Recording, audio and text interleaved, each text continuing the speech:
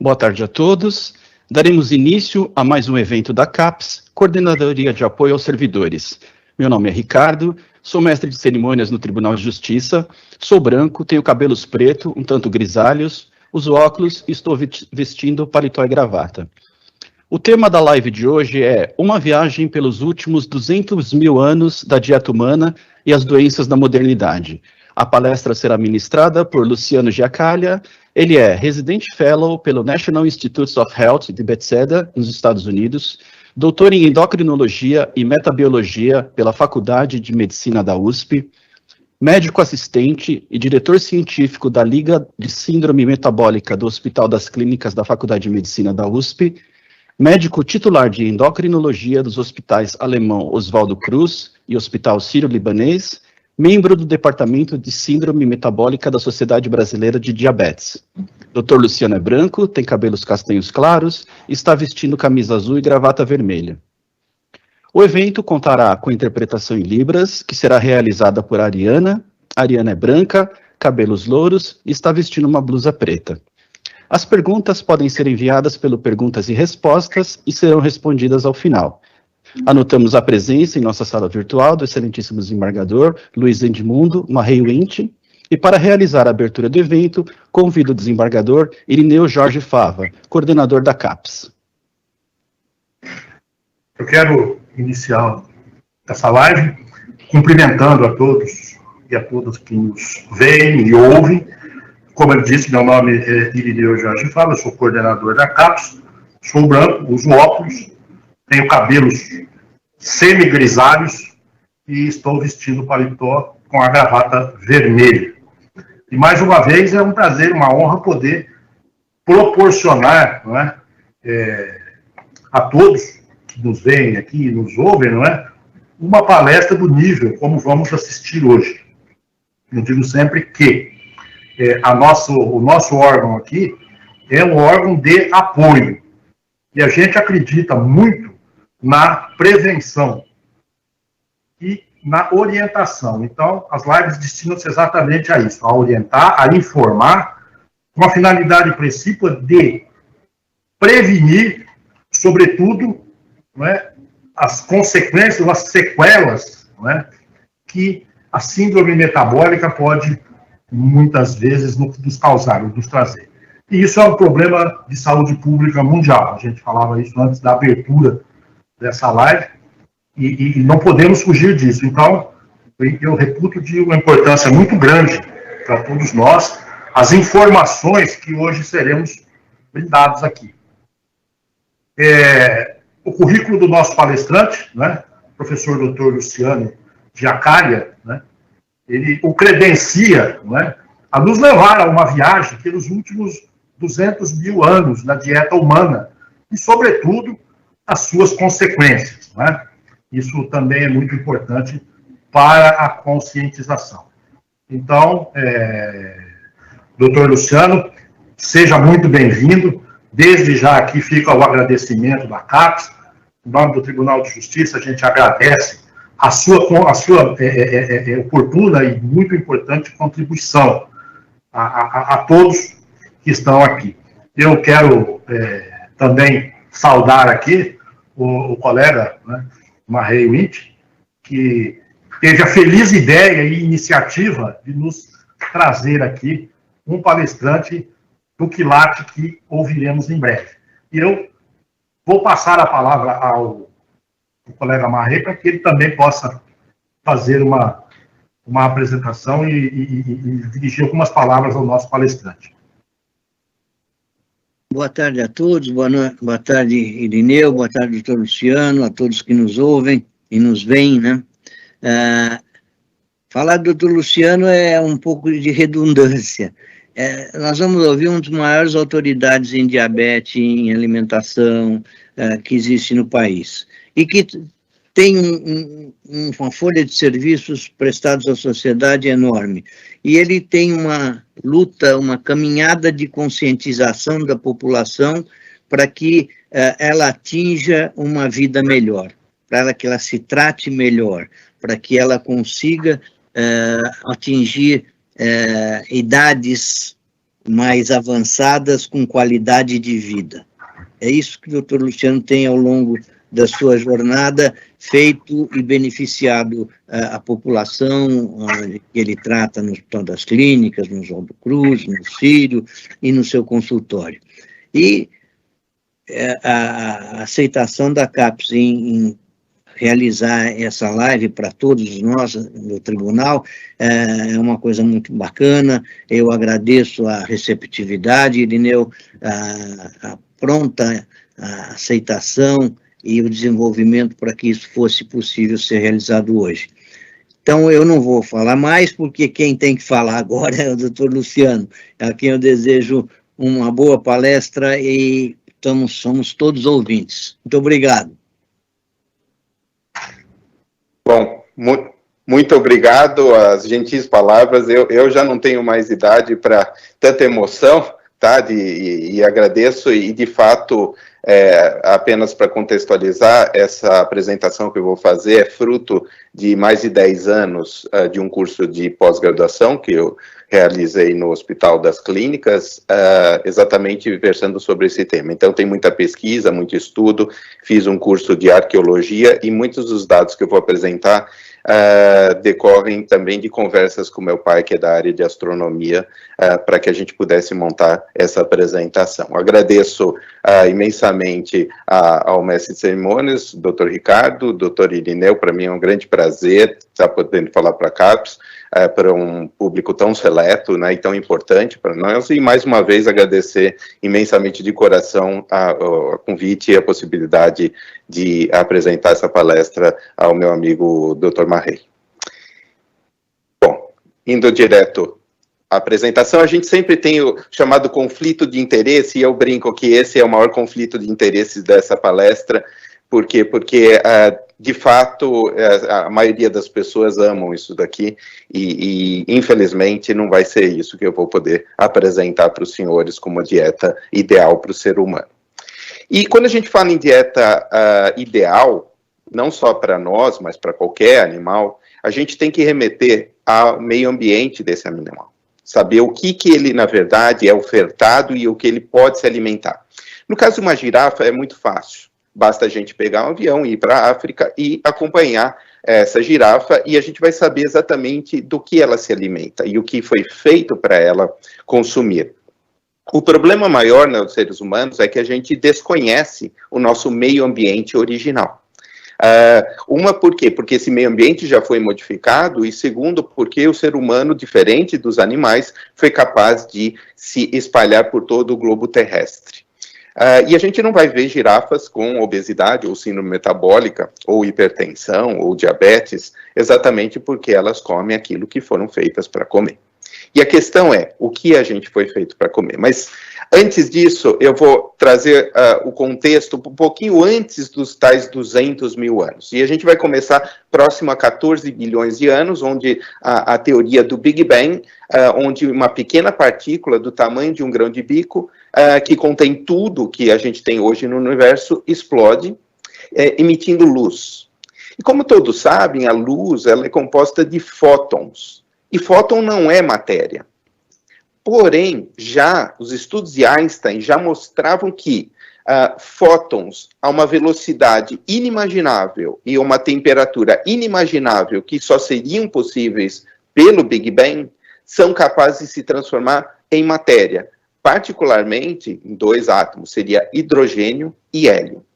Hidrogênio e hélio são os principais componentes dos sóis, das estrelas, e as explosões que a gente tem nos sóis são capazes de gerar todos os outros elementos químicos que a gente tem da tabela periódica, de maneira que sim, da luz pode-se criar matéria e pode-se criar vida.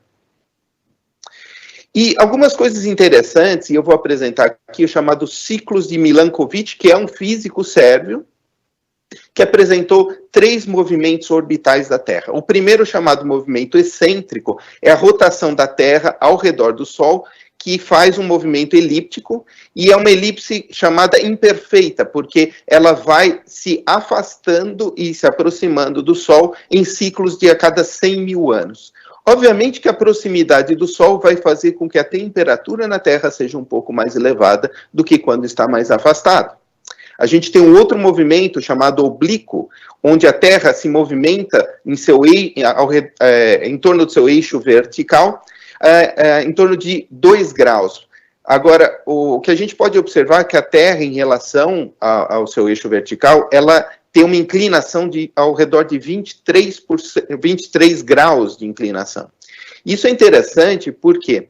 Porque se supõe que há mais ou menos 1 bilhão de anos atrás, a Terra foi atingida por um meteoro gigantesco e que fez com que ela entortasse esses 23 graus. E por que isso é importante? Porque a Terra precisava estar inclinada 23 graus exatamente para que pudesse existir vida. Se fosse 21 ou fosse 24 graus, não existiria vida no nosso planeta. É interessante isso. Mas o eixo, ele gira ao redor desses graus, ao redor de 2% a cada 41 mil anos, fazendo com que as áreas, principalmente na linha do Equador, se aproximem ou se distanciem do Sol. E, finalmente, o último movimento, que a gente tem a rotação ao redor do próprio eixo vertical, que é chamada precessão, de maneira que expõe áreas do globo terrestre mais na face do Sol ou não. Esse ciclo completo ocorre a cada 26 mil anos. E quando a gente tem uma conjunção de todos esses movimentos, tornando áreas do planeta mais próximas do Sol, a gente vai ter um período de superaquecimento, que não é exatamente o que a gente vem experimentando nos dias atuais, que a gente observa que provavelmente estão relacionadas à ação do homem sobre o clima. E, ao mesmo tempo, a gente tem as fases das eras glaciais, quando a gente tem um afastamento da Terra. E isso faz com que espécies simplesmente sejam extintas, enquanto abrem janelas e oportunidades para que outras apareçam, essas grandes variações climáticas. Então, voltando propriamente à questão que nos concerne, os primeiros primatas, eles surgiram há mais ou menos 23 milhões de anos atrás, no chamado período Mioceno, onde a África, e particularmente, a gente pode ver aqui ao fundo dessa foto, tem o Monte Kilimanjaro, na região que hoje é a Tanzânia, na divisa com o Quênia, e essa região era composta de florestas tropicais, basicamente o que a gente tem hoje na Amazônia. Aliás, isso serve até de alerta para mostrar o que pode acontecer com a Amazônia, caso a gente continue desmatando ela. De qualquer forma, existe um cálculo e que é feito para cada metro quadrado dessa floresta tropical, existe um fornecimento para esses animais de 7.200 calorias por ano.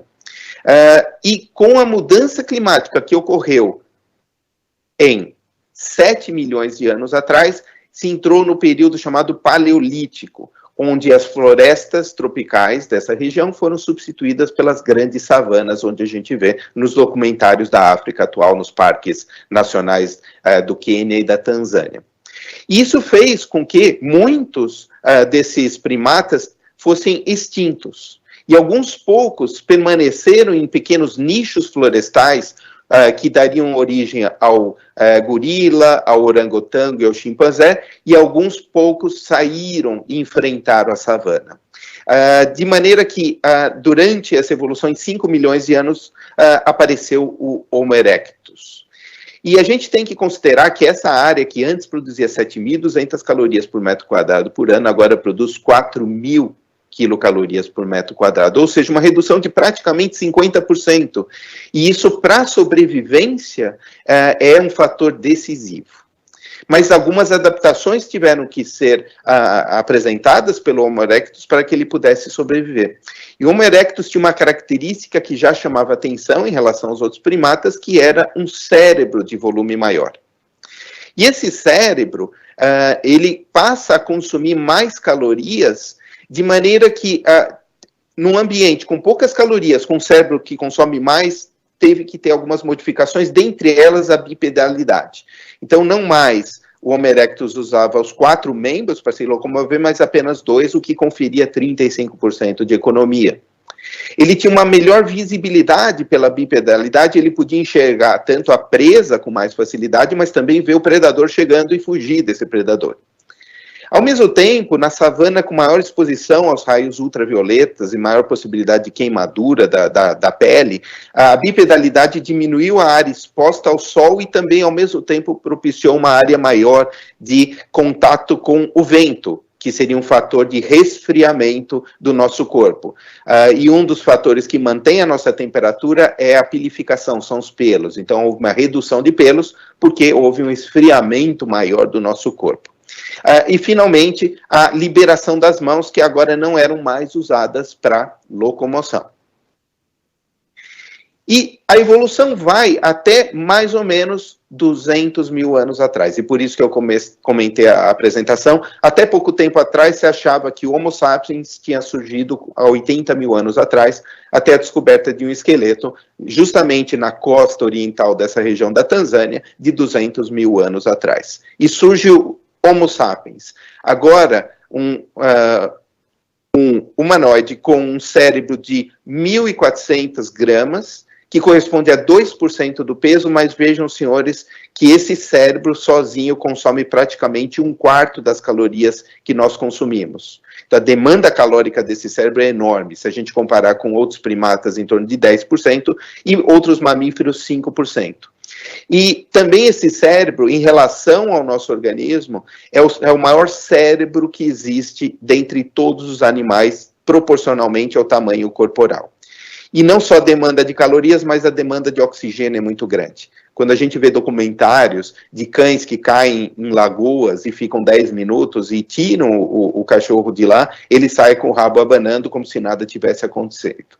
E enquanto que o ser humano, uma vez que passa 2 minutos sem oxigênio, o que a gente tira é um corpo. Ou seja, a nossa inteligência, a nossa capacidade intelectual implicou numa vulnerabilidade desse cérebro à falta de calorias e à falta de oxigênio. E uma das estratégias que o cérebro também desenvolveu foi o quê? Consumir maior teor de calorias. Então, enquanto os primatas tinham uma alimentação basicamente vegana, vamos dizer, um pouco herbívora, eventualmente com consumo de insetos ocasionais, o homem passa a comer mais carne. E a gente vai entrar nesse contexto. Ele teve que diminuir a massa muscular. Então, a gente vai ver que, em comparação ao gorila, ao chimpanzé, ao orangotango, nós somos muito mais fracos. Por quê? Porque o músculo consome também muitas calorias. Então, toda vez que eu tenho um aumento de massa muscular, eu tenho uma competição com o cérebro. E também ele criou armas rústicas e que puderam ser usadas agora com as mãos livres. Mas para criar armas rústicas, para ter acesso à carne, ele precisava ter um cérebro aumentado. Mas para ter um cérebro aumentado, ele precisava de armas e consumo de carne. Então aqui criou-se um impasse. Por quê? Porque a história é quem veio antes, o cérebro aumentado ou a sua capacidade de consumir mais calorias? E isso também tinha outras implicações, porque esse cérebro grande teve que trazer algumas modificações. A gente sabe que a gestação do ser humano é mais curta do que a maioria dos animais. E por que isso? Porque o cérebro é tão grande em proporção ao corpo que se esperasse a gestação ficar mais longa para depender menos da mãe, como os outros animais dependem, a gente sabe que os animais já nascem independentes praticamente, a gente vê a gazela que nasce já foge do predador, enquanto que o feto humano, ele praticamente é incapaz de se defender. Porque se esperasse o cérebro desenvolver por completo, não passaria pelo canal vaginal e seria impossível a gestação. E mesmo assim, a gestação, a gente pode dizer, eu nunca tive uma gestação, mas é bastante dolorosa o parto da mulher em função do tamanho cerebral da criança. Nós somos um dos únicos seres que nascem com aquelas pregas que todo mundo no passado achava bonitinho, as pregas de gordura na criança. Por que essas pregas? Porque esse cérebro está em alta demanda por calorias. E, finalmente, o padrão de placenta que o ser humano tem é o chamado placenta hemocorial, que ela invade o útero da mãe como se fosse um câncer. Tanto que os obstetras consideram a gravidez para o útero como se fosse realmente um perfil invasivo e que busca tirar tudo que pode da circulação materna. Então, voltando aqui à questão da origem do Homo sapiens, a gente sabe, então, que foi na região costeira, aqui perto da Tanzânia e do Quênia, E estudos de genes de populações africanas mostraram que o gene comum a todas essas populações era determinada por essa ossada que foi localizada aqui. Então, o que se pode dizer é que desse indivíduo que surgiu nessa região se espalhou por toda a África e da África para os demais continentes. Agora, o que a gente sabe é que logo antes do aparecimento do Homo sapiens, houve uma erupção do Monte Kilimanjaro que lançou lavas até a costa. Chegando na costa, o que acontece? Essas lavas solidificaram e criaram verdadeiras piscinas. E nessa região existia uma grande variedade de maré naquela época, de maneira que essas piscinas elas enchiam e depois esvaziavam com a maré e represavam peixes. De maneira que, para resolver aquela questão contraditória se o cérebro avantajado teria vindo antes da possibilidade de oferta de, principalmente, proteína animal, aqui foi solucionado o problema. E, provavelmente, a primeira fonte alimentar dos nossos antepassados foi o peixe. E a gente tem outros dados que mostram isso. O nosso cérebro, 90% da gordura que compõe ele é chamado ácido graxo docosahexanoico, ou DHA, e que compõe as membranas dos nossos cérebros, e essa gordura está praticamente toda encontrada em peixes. E, segundo, um dos hormônios mais importantes do nosso organismo, que é o hormônio da tireoide, e sem ele não existe compatibilidade com a vida. Esse hormônio tiroidiano, sabemos que ele, o chamado T3 e T4, porque são 3 moléculas de iodo ou 4 moléculas de iodo, e o iodo vem eminentemente do mar, e principalmente os peixes são a principal fonte de iodo que a gente tem na natureza. De maneira que o cérebro e um dos principais hormônios do nosso corpo são dependentes de fontes marítimas, o que comprova mais ainda a importância do peixe na dieta humana. Uma vez que teve o desenvolvimento do cérebro e a possibilidade de desenvolver armas, aqui mostrando pedra lascada, que foi a primeira arma rústica utilizada pelo ser humano, aí sim ele foi atrás de outras fontes animais e aí ele começa a caça. Porém, nós não viramos carnívoros. E esse é um estudo muito interessante para quem se interessar. Essa autora, Milton, ela tem muito estudo nessa área. Ela pegou ossos de presas, aqui são presas de mais ou menos 80 mil anos atrás, e o que ela observou, que nesses ossos existia marcas de cisão promovidas por dentes de predadores, e a última marca que aparecia era de pedra lascada, ou seja, os nossos antepassados ficavam com as sobras, com as pelancas, ou seja, não ficava com filé mignon das presas abatidas. Nós competíamos, na verdade, com os urubus pelo resto que o predador deixou para trás. E outra coisa também é que as presas, elas padeciam de um problema que todos padeciam, era fome. Então, não existia a criação de gado, ração, na verdade os animais tinham uma menor concentração de gordura, então a carne era menos gordurosa, e os predadores que nós tínhamos que enfrentar, se hoje a gente já teria problema para enfrentar um tigre siberiano, o predador da época era o tigre dente de sabre, que tem o porte de 2,5 vezes o tigre siberiano atual. Então, se eu pedisse para o Dr. Marrey ir com uma lança na frente que eu desse cobertura, ele provavelmente ia recusar o convite para atacar um bicho desse. De maneira que nós não éramos os maiores predadores naquela época, e sim, nós éramos presa do tigre dente de sabre, de maneira que o crânio de Homo sapiens, a maior parte deles encontrada, tinham 2 furos frontais e 2 na parte posterior do crânio, né, mostrando que nós éramos abatidos e transportados pelo tigre dente de sabre. Então, os nossos antepassados, diferente dos filmes que a gente vê, documentários onde os antepassados são colocados como o porte de Schwarzenegger, nós éramos franzinos, baixinhos, magros, desdentados e assustados, e ficávamos escondidos esperando pela pelanca que sobrou de carne das presas. Mas aí vem o fogo. A gente descobre o fogo, e o fogo trouxe algumas vantagens. Agora, sim, a gente poderia enfrentar melhor os predadores, e o fogo propiciou uma maior palatabilidade da carne, ele amaciou as fibras dessa carne, facilitando a mastigação e a absorção, e isso faz com que haja reduza o gasto energético, porque parte das calorias do alimento a gente perde na própria questão da dentição, que tem que mastigar, deglutir, absorver, tudo isso demanda calorias. Então, isso propiciou mais calorias para esses seres. E eu gosto muito desse estudo, que é um estudo publicado na revista Science, em 2007, em que eles pegaram cobras piton, e elas, comparando aquelas que comiam camundongos vivos, elas deram para um outro grupo camundongos cozidos, e viram que essas cobras, quando comiam camundongo cozido, elas tinham um peso 12% maior do que as outras. E quando consumiam alimentos cozidos e moídos, ou seja, ultraprocessados, o ganho de peso era 23% maior, mostrando que o cozimento e o processamento dos animais aumenta a oferta calórica. Muito útil naquela época, mas hoje em dia talvez não seja tão interessante. Então a questão da gente comer os alimentos menos processados e talvez menos cozidos seria mais interessante. E muito se fala de queimar gordura do corpo. Veja, queimar gordura, o principal modo é através da atividade física, e eu vou dizer que talvez seja um dos únicos.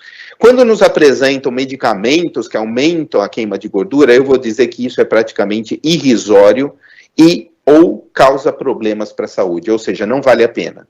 E tirando esses dois, não tem alimentos que aumentam a queima de gordura de maneira expressiva. Pode aumentar 1 ou 2 calorias a mais que eu queimo no dia, mas isso é irrelevante, tá? E se propuserem outro método de queima de gordura, é melhor sair correndo, porque só existe esse método, que é botar a pessoa na fogueira. Isso se fez durante muito tempo na história humana, mas também não vale a pena. Então, exercício físico ainda é a melhor pedida para queimar gordura. Então, se a gente fala, mas eu sigo a dieta paleolítica, muitas pessoas falam isso e vamos remeter àquela época e vamos comer mais carne. Devemos lembrar que a linhagem humanoide que foi para comer mais carne, que são os neandertais, o que aconteceu com eles? Foram extintos. Então, na verdade, parece que essa estratégia não deu muito certo de comer muita carne, né? E o que a gente observa, e esse é um estudo americano, comparando no início dos anos 1900 até 2020, praticamente dobrou o consumo de carne, principalmente carne vermelha entre os indivíduos. Lá é o país do hambúrguer, né, como todos sabem, e veja o que acontece com a obesidade. Na medida que começa a subir o consumo de carne, começa a aumentar a prevalência de obesidade, que hoje atinge, já passou isso, está em torno de 40% da população adulta norte-americana. E só a título de curiosidade, aqui não é fonte de Luciano, mas sim do Ministério da Saúde, mostrando a prevalência de obesidade no Brasil. Vejam que curioso, as capitais com mais obesidade são Porto Alegre, Cuiabá, Rio Branco, Campo Grande. Se a gente parar para pensar, acompanha exatamente a criação de gado no nosso país, né? Coincidência ou não, a gente pode lembrar que a maior taxa de obesidade que a gente tem hoje na América do Sul, em primeiro lugar é o Uruguai, segundo a Argentina e terceiro o Brasil. E se a gente pegar os países orientais e ocidentais, onde eu tenho mais obesidade, obviamente que são nos ocidentais, lembrando que o consumo de carne nos orientais é muito baixo. Então isso já começa a remontar para alguns problemas relacionados ao excesso de carne. Mas, se eu quiser saber exatamente o que o ser humano come, eu devo muito isso a um médico britânico chamado Dennis Burkitt. Dennis Burkitt é muito conhecido através de um linfoma que leva o nome dele, e esse linfoma é causado por um vírus, que é o vírus do Epstein-Barr, que é o da mononucleose, mas é um subtipo de mononucleose que afetava mais crianças na África. E particularmente a Uganda, na década de 60, tinha uma alta prevalência desse linfoma, e ele foi lá para a Uganda, que era de colonização inglesa, para estudar essas crianças. E a genialidade de um verdadeiro cientista é não ficar apenas naquilo que ele está estudando, mas observar tudo ao redor. Só não me perguntem como, mas ele foi observar o que os nativos e tinham de diferença com os colonizadores. E vejam que interessante, ele chega que a quantidade de fezes média excretadas pelos ingleses era de 150 gramas por dia, enquanto que dos ugandenses era de 450 gramas, e ele observa que isso se devia a fibras na alimentação. Então, o Dr. Dennis Burkitt é o pai das fibras. Quando a gente diz que a pessoa precisa comer mais fibras para o intestino funcionar melhor, tudo, é graças a Dennis Burkitt. Isso no início da década de 60, lá para 62, 63. Então, ele foi o primeiro a observar. E o que ele observou? Que os ugandeses tinham mais saúde cardiovascular, menos câncer e menos problemas intestinais que os ingleses, e menos diabetes, porém morriam de doenças infecciosas. Como é o que a gente tem nos países onde a gente não tem um saneamento adequado. E não contente com isso, de novo a genialidade de um cientista, ele pega um arqueólogo amigo dele, chamado Hugh Trowell, e eles vão para a região entre Etiópia e Egito, e vão escavar essa região. E o que eles vão buscar? O que eu chamei de grande tesouro. E eles foram, na verdade, atrás dos chamados coprolitos, que são fezes fossilizadas de Homo sapiens com mais de 10 mil anos. E através das fezes é possível saber qual é a ingesta alimentar. E aí se chegou à conclusão que seria em torno de 10% de fonte animal e 90% de fonte vegetal. E isso corresponderia a um consumo ao redor de 140 gramas de fibra por dia, levando em conta que hoje o consumo médio da população está entre 15 e 18. E a recomendação das sociedades de nutrição é em torno de 35 gramas por dia. Então, quando a gente diz que come muita verdura e muita salada, talvez repensar se de fato a gente come muito. Mas fica sempre a questão, será que esses estudos são confiáveis? Será que essas fezes de fato são de Homo sapiens? E existe um outro jeito de se avaliar isso, que são chamados radioisótopos. Radioisótopos são marcadores radioativos que estão presentes na natureza, e o que se fez foi pegar ossos, agora, de humanos de 50 mil anos atrás, entre Egito e Etiópia, na mesma região dos coprolitos. E se quantificou, a gente sabe que o carbono 14 é um marcador de idade de um osso, enquanto que, na verdade, o carbono 13 marca apenas vegetais e o nitrogênio 15 apenas animais. De maneira que se fez uma quantificação e chegou à mesma proporção. 10% de fonte animal, 90% de fonte vegetal. Então nós somos onívoros, que comemos tanto vegetal quanto animal, mas predominantemente herbívoros. Então vejam, senhores, que hoje a gente sabe que o chimpanzé consome ao redor de 2% de proteína, principalmente insetos. A gente vê eles colocando gravetos no cupinzeiro, tirando cupins ou tirando carrapato da cabeça do outro e comendo, enquanto que a nossa dieta seria aproximadamente 10%. Uma diferença de basicamente 8% fez com que a gente saísse de uma floresta e chegasse a conquistar o espaço. E vejam que a similaridade do genoma dos chimpanzés é ao redor de 98% a 99% em relação à nossa. É assustador ver isso. Então, bastou 1% de mudança genética para que a gente tivesse toda essa diferença.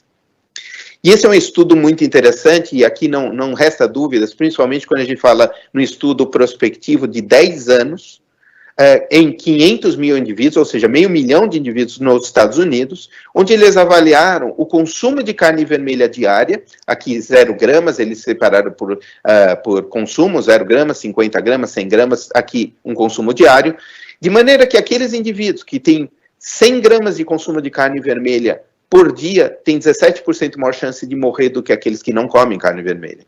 Enquanto que aqueles que comem mais de 150 gramas, que não está muito fora da realidade do nosso país, tem 48% maior de mortalidade. Mas vejam que aqui não são vegetarianos que eles usaram. Se o indivíduo não come carne vermelha, é porque ele comia carne branca. E quando a gente vê aquele indivíduo que come mais carne branca, ele tem menos mortalidade, menos 23 para 100 gramas, menos 26, e aqui entra num patamar, mostrando que o ser humano não precisa mais do que 125 a 150 gramas de proteína por dia. Lembrando que a carne vermelha, ela é composta, a proteína dela, de aminoácidos chamados isoleucina e leucina, que dificultam a ação da insulina, promovendo mais diabetes. Então a gente sabe que onde tem mais diabetes no Brasil, proporcionalmente à população, é Rio Grande do Sul também, curioso. Enquanto que os peixes têm mais um aminoácido chamado taurina, que ajuda a insulina a funcionar de maneira que previne diabetes, e onde a gente tem menos diabetes no mundo são nos países orientais.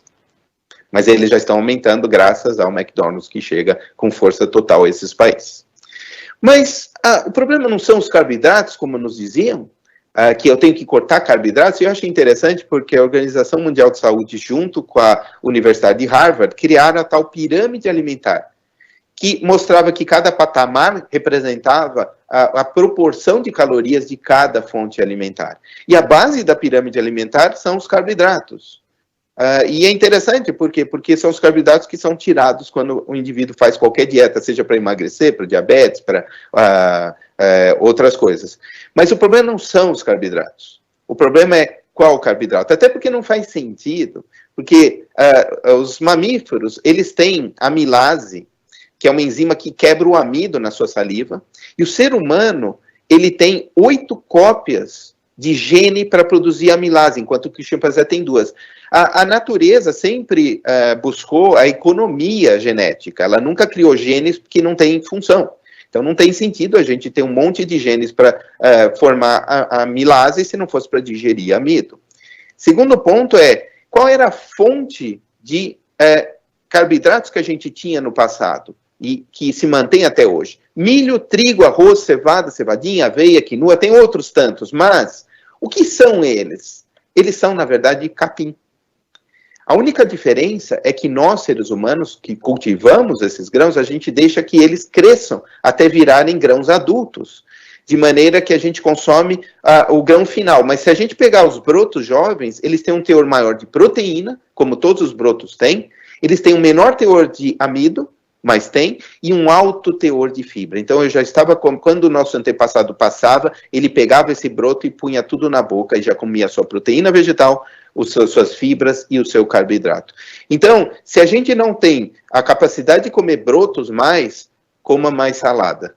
E aí você passa a ter esse efeito. As fibras vegetais, se sabe que elas modificam a nossa flora intestinal, de maneira que aquelas pessoas que têm um alto consumo de fibras, elas têm mais as chamadas bacteroidetes no intestino, que são bactérias do bem, que não fazem nada, porque nos protegem.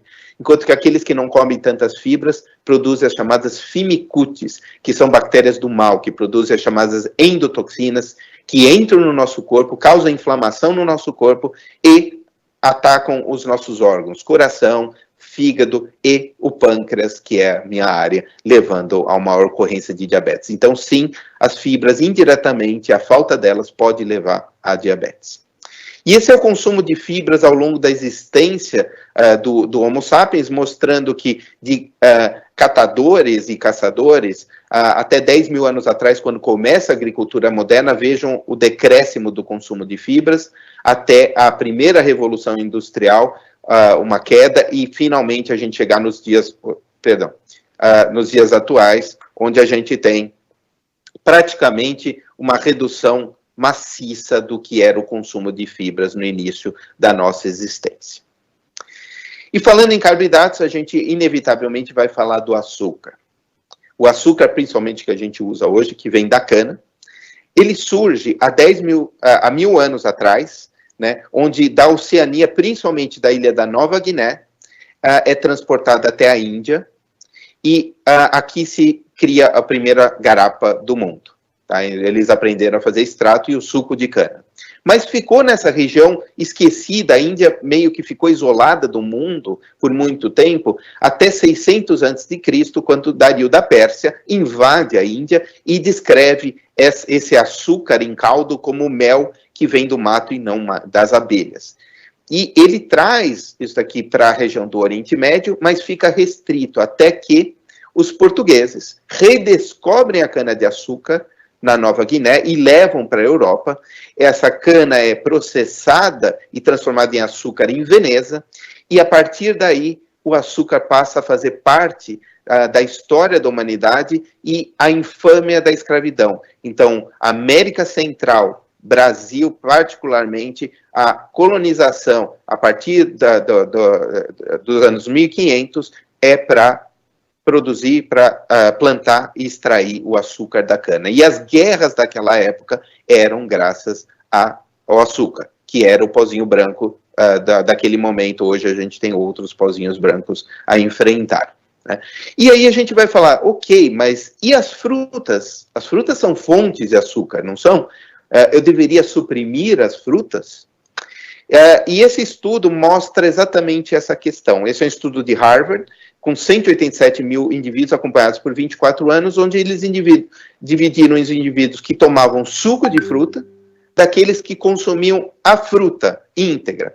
Então, quando a gente pega aqueles indivíduos que consumiam a fruta íntegra, o mirtilo, a uva e a maçã, a gente observa uma redução de 26%, 12,7% de diabetes, enquanto que aqueles indivíduos que tomavam suco da mesma fruta tinham um incremento do risco em 21%, fazendo com que, na verdade, o fato de tomar suco é deletério e comer a fruta não, é benéfica, não comendo mais do que 3 frutas por dia.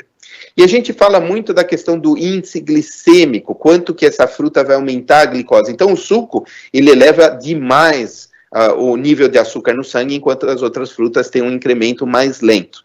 Para explicar esse índice glicêmico, eu vou usar uns gráficos. Imagine que o indivíduo consuma açúcar puro, esse açúcar é absorvido imediatamente e entra na circulação, fazendo um pico enorme. Se eu comer arroz branco, que é amido, que são vários açúcares ligados, o organismo tem que quebrar esse amido, transformar em açúcar, e eu lentifico a absorção desse açúcar. Quando eu como arroz integral, que tem uma casquinha ao seu redor, o organismo tem que se livrar da casquinha, digerir a casquinha, depois digerir o amido.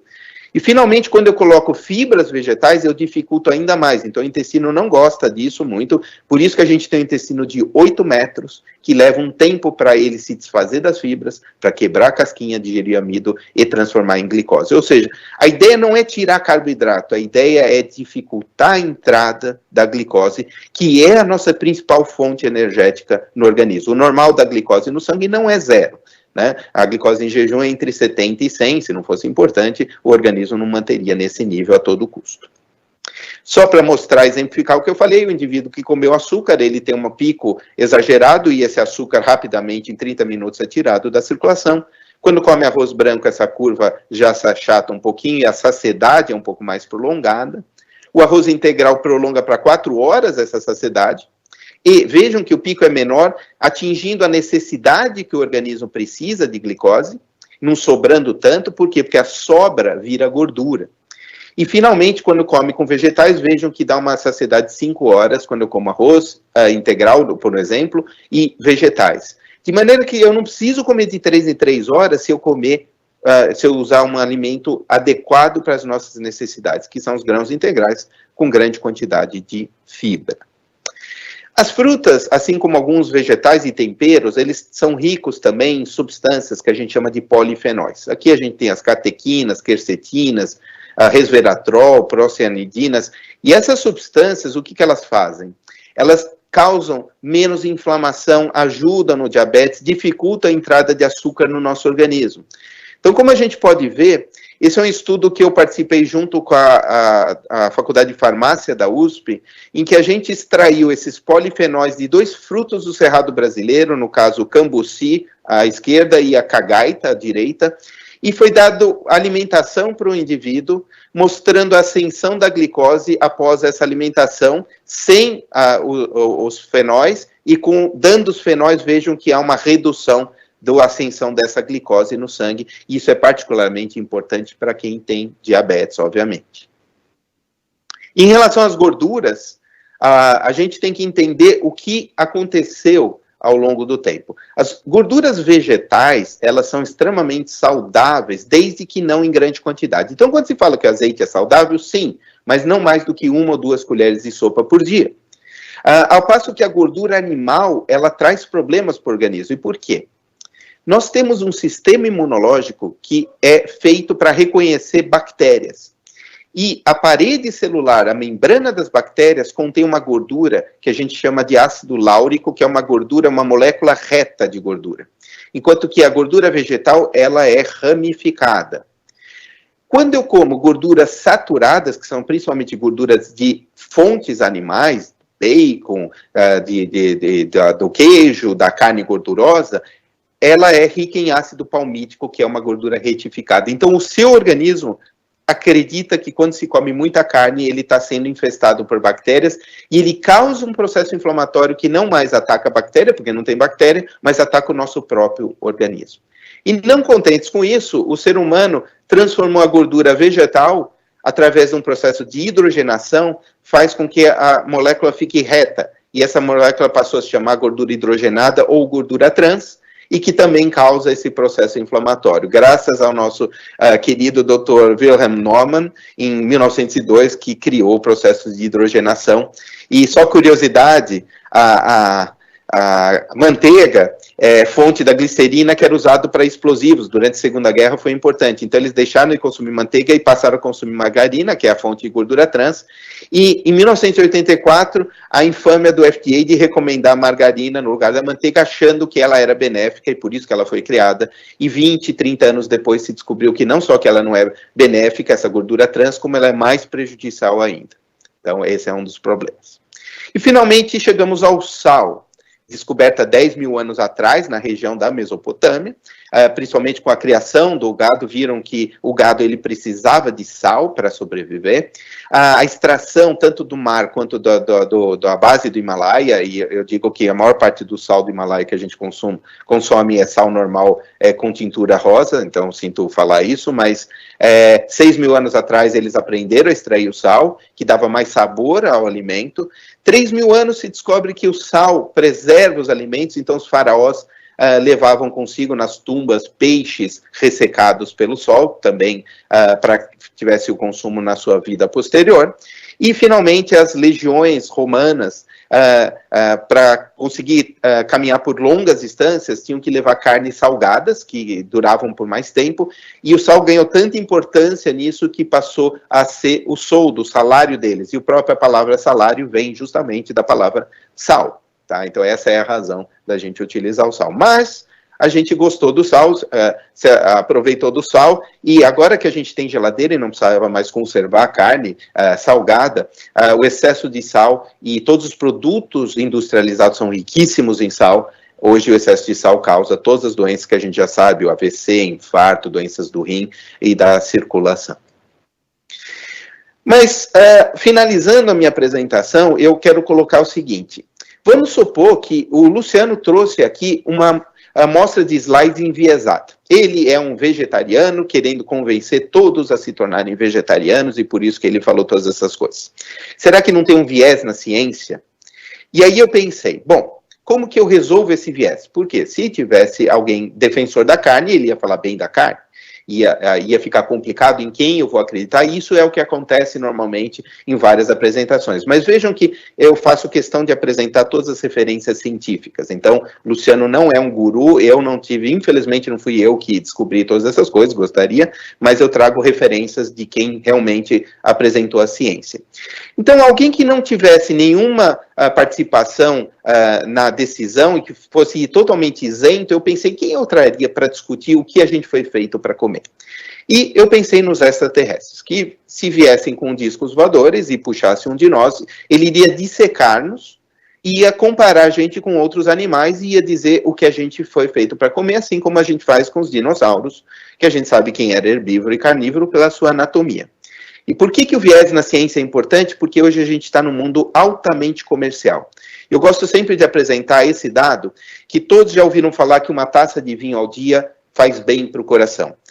E aqui eu vou falar com dor no coração, porque eu gosto de vinho, eu aprecio vinho. Meu pai fazia vinho na Itália, aquele vinho caseiro de se pisar na uva, então Jacalha não poderia estar fora do mundo do vinho, mas eu vou apresentar quem falou isso, e foi o grande descobridor do resveratrol, que é uma substância do vinho que faria bem para a nossa saúde.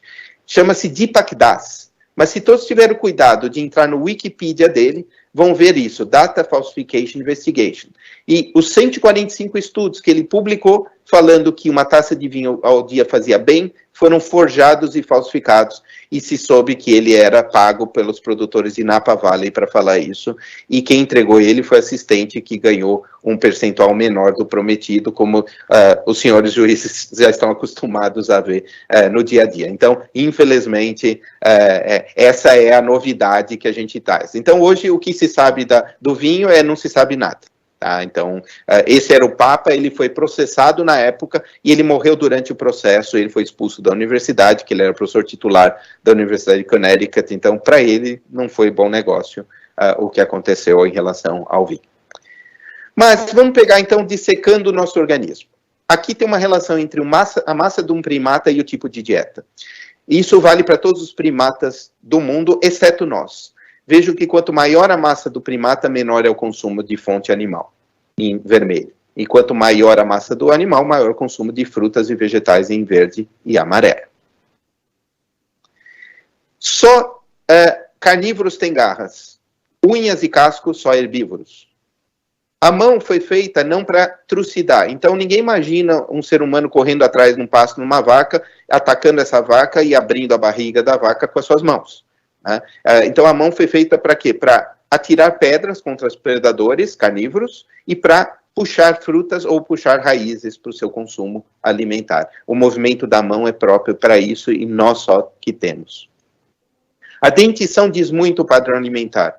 Então, esse padrão de 2 incisivos, 1 canino, 2 premolares e 3 molares que a gente tem em cada arcada, seja a direita, a esquerda, superior e inferior, é comum a todos os símios, aqui o gorila e aqui nós. E quando a gente diz que o canino foi feito para comer carne, esse é o símio que tem o maior canino de todos e ele é totalmente herbívoro. Tá? Então o canino serve para quê nos símios? Serve para morder os outros, para defender a sua prole e defender o seu harém de fêmeas. Então, qualquer macho que chegue perto levava mordida, e como a gente desenvolveu armas, graças a Deus, a gente não precisa morder os outros. Mas esse padrão é comum em todos os animais, predominantemente herbívoros. E outra característica é a anatomia dentária. Se a gente pegar um dente e for ver a complexidade em quantidade de picos e vales, entrâncias e saliências, e isso pode ser feito um cálculo computacional matemático, a gente vai ver que quanto mais complexo é o dente, mais herbívoro. Então aqui é um herbívoro exclusivo à direita. E quanto menos complexo, mais pontudo, mais carnívoro. Aqui é um carnívoro exclusivo. E onde está o ser humano? Ele está aqui. Nós somos um onívoro próximo a um herbívoro. Nós não somos veganos, mas também não somos frequentadores de churrascaria. E essa musculatura que nós temos de mastigação, chamada pteigode lateral e medial, é o que garante a nossa amplitude da boca ser menor do que o do leão. Quem assistiu os filmes da MGM, lembra que aquele leão que abre a bocão, ele não tem esse músculo, ele não consegue abrir, ele consegue abrir a boca graças à falta dessa musculatura que restringe o movimento, e esse só está presente em herbívoros. E esses músculos também fazem com que a gente consiga movimentar lateralmente a mandíbula na mastigação. Quem vê a girafa e a vaca vê que elas comem mastigando na lateral. E o leão não consegue, ele tem que morder e por isso que ele tem que balançar a cabeça quando ele come uma carne da presa. E graças a Deus a gente não precisa balançar a cabeça para comer carne, porque a gente tem esse músculo que garante esse movimento lateral dos dentes, que é presente em herbívoros para consumir o quê? Fibras com celulose. A articulação que liga a têmpora na mandíbula, em todos os carnívoros, está na mesma altura da arcada dentária superior. Em todos os herbívoros está acima, a nossa está acima. Se a gente for ver, a musculatura predominante da mastigação dos carnívoros é a temporal e dos herbívoros é o masseter, e a nossa é o masseter. E o tipo de fibra que tem da mastigação no homem é o tipo 1, que é predominante nos herbívoros, enquanto que o tipo 2 é dos carnívoros. Ou seja, em termos de mastigação, a gente não tem nada de carnívoro. E finalizando, os carnívoros têm um esôfago largo, por isso que eles não se engasgam um pedaço de carne, e os herbívoros têm estreito. Quem não teve um desconforto quando comeu um pedaço um pouco maior de carne? O pH do estômago dos carnívoros é muito baixo, é muito ácido, para digerir essa proteína, que é 2 o pH, enquanto os herbívoros é 3, e o nosso é 3. O nosso fígado não produz vitamina C como os carnívoros produzem, então a gente depende de vitamina C. Todos da área de direito estudaram muito melhor história do que eu, sabem que as caravelas, chegando ao Brasil, muitos navegadores tinham escorbuto por falta de vitamina C, que a fonte principal são as frutas, e se o fígado produzisse, não teria escorbuto. Tá? E nós temos um intestino delgado mais longo, que é característico dos herbívoros, enquanto que o carnívoro é mais curto, porque a maior parte é digerida no estômago, e nós processamos mais no intestino. E, finalmente, o seco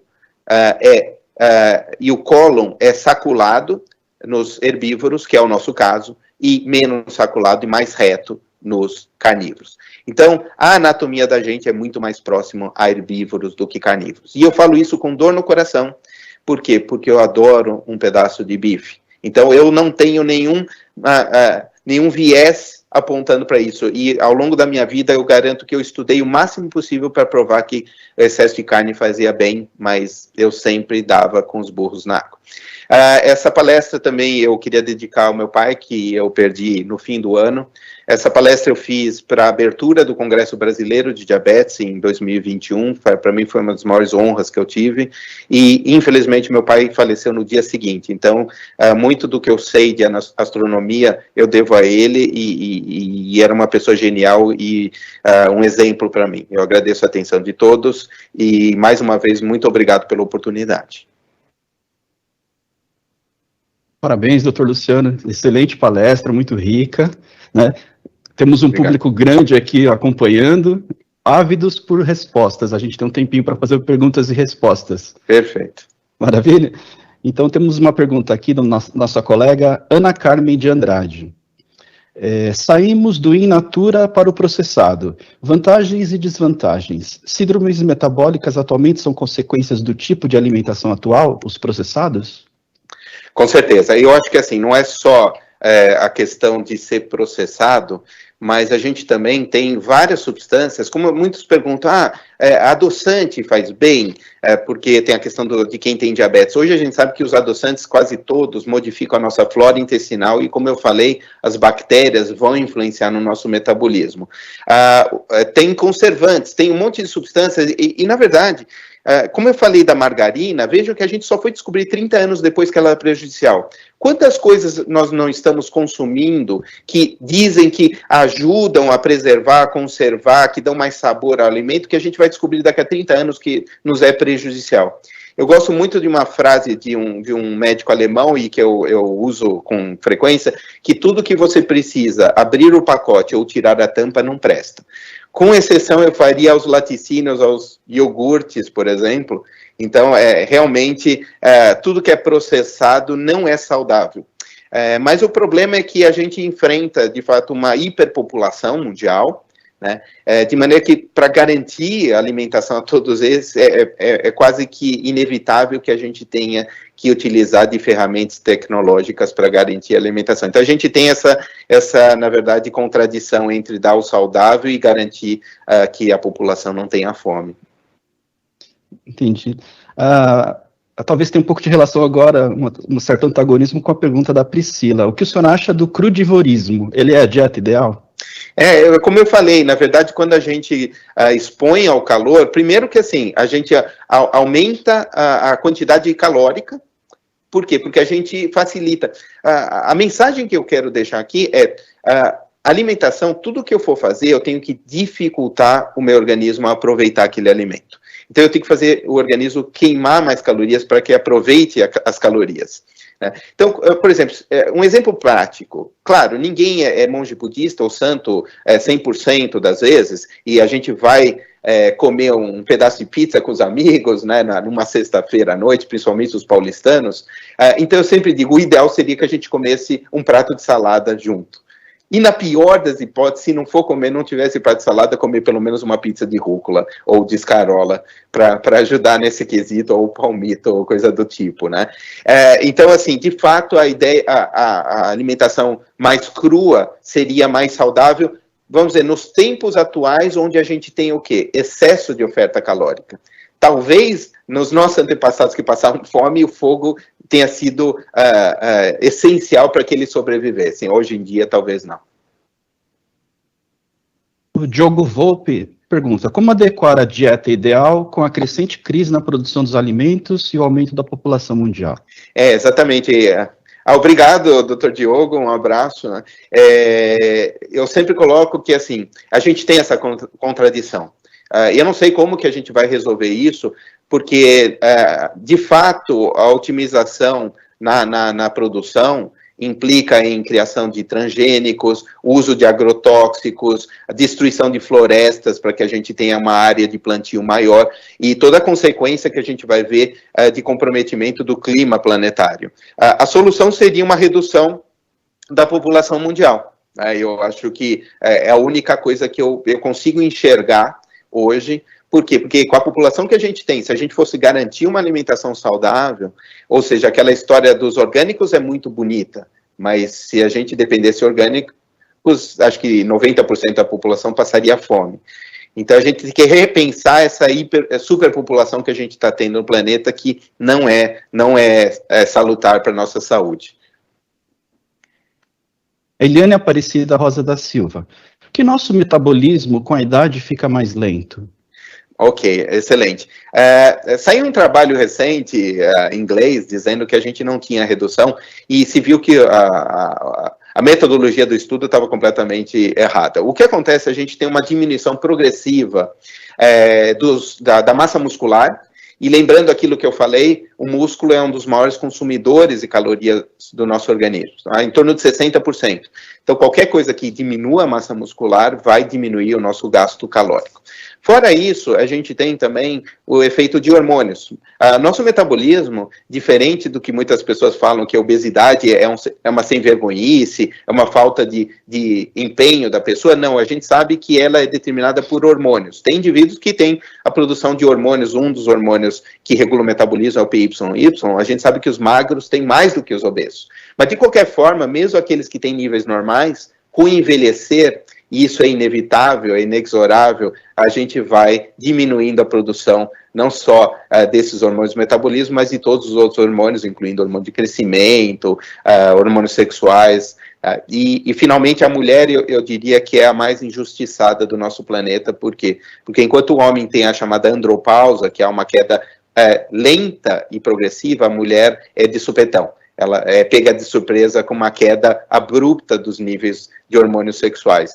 E a gente sabe que quando a gente castra o gatinho ou o cachorro, o que acontece com o peso dele? Ele aumenta o peso, né? Então, essa é uma questão importante. Então, respondendo a pergunta, seria os hormônios sexuais, os hormônios reguladores do metabolismo e a diminuição da massa muscular. A Silvia Helena Pereira Freza pergunta, há algum tipo de recurso natural para acelerar o metabolismo? Eu comentei isso porque, assim, tudo que a gente vê, então, cafeína, as pessoas falam do uso de canela, de pimenta. O problema central, primeiro, isso é irrisório. Se eu falar que eu faço 1 hora de caminhada e eu vou consumir mais ou menos 200 calorias nessa hora, o consumo desses alimentos, em grande quantidade, vai te aumentar o consumo calórico em torno de 5 calorias. Ou seja, é irrelevante frente ao gasto calórico de um indivíduo em torno de, vamos supor, 1.800, 2.000 calorias. Não faz sentido achar que 5 calorias faz alguma diferença, fora que a cafeína, principalmente, ela está ligada ao aumento de frequência cardíaca, um aumento da pressão arterial, um aumento do risco de AVC, ou seja, não vale a pena ir por esse caminho. É melhor a gente fazer a nossa caminhada do dia a dia. O Mário Ainer Ribeiro. Quanto aos benefícios observados pelo consumo de carne branca, devo considerar apenas o peixe, o frango ou o porco também?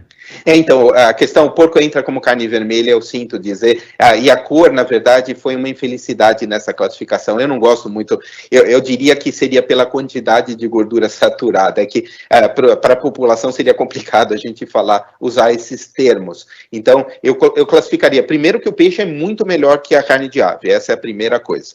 Né?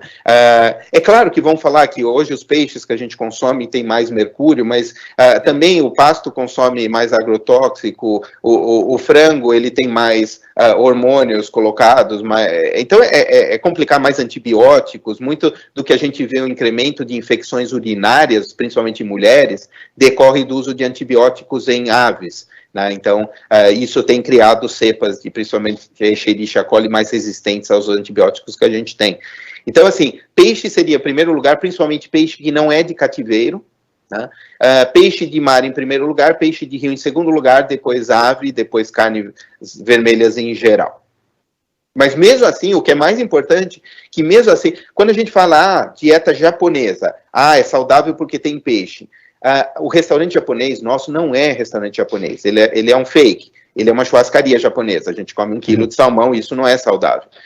A dieta japonesa verdadeira é 1 cumbuca de arroz, 10 cumbucas de vegetal e 2 tirinhas de peixe. Essa é a dieta saudável. E é esse que é o ponto. A nossa alimentação, eu tenho que olhar para ela e ver verde.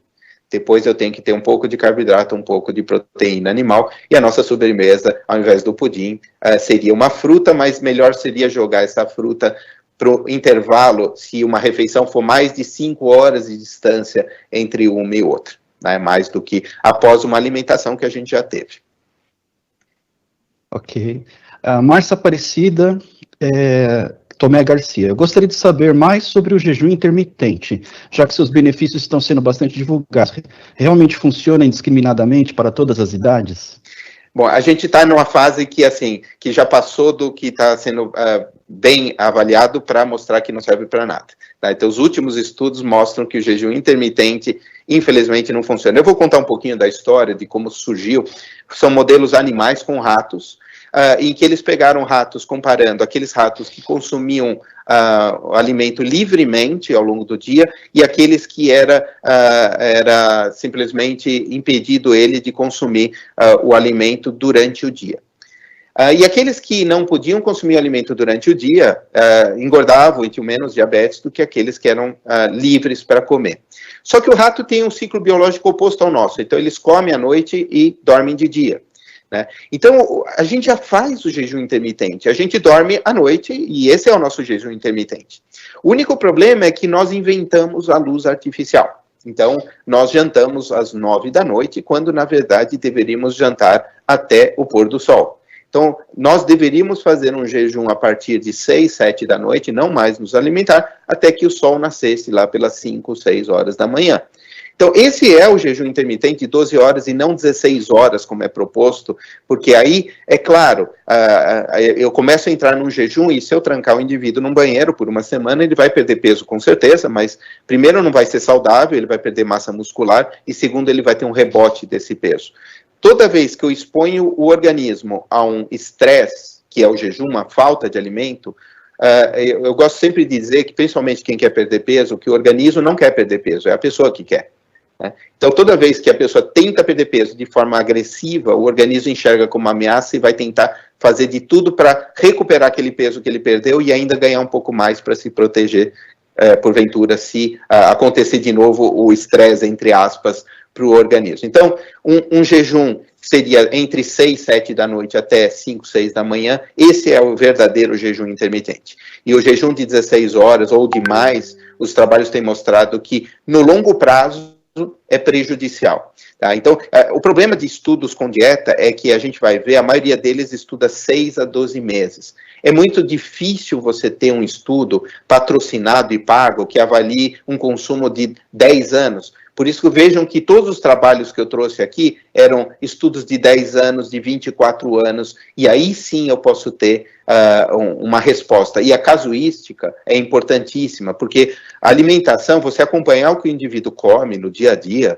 é muito difícil. Ele escapa, ele mente no recordatório, tudo. Então, não é simples. Então, eu resolvo isso com tempo de estudo e com número da casuística, número de indivíduos avaliados. Então, estudo com jejum intermitente, que é com 30 indivíduos acompanhados por 6 meses, não serve para nada. Ok. Doutor Luciano, infelizmente não temos mais tempo para perguntas, mas temos aqui uma mensagem do Dr. Rony Herbert Barros Soares. Cumprimento o ilustre Dr. Luciano pela palestra. Já eu sabia, excelente médico, e agora descubro um grande professor. Parabéns. Muito obrigado, Dr. Rony. Em nome da CAPES, do Tribunal de Justiça, agradeço a brilhante explanação do Dr. Luciano Giacalha e de todos que o acompanharam. Aproveito para convidar para a próxima palestra, que será no dia 23 de junho, das 16 às 17 horas, em parceria com a Secretaria de Gestão de Pessoas, chamada Comunicação Não Violenta, como estabelecer conversas corajosas, com Ana Vielandi, consultora em comunicação não violenta. Muito obrigado e até mais.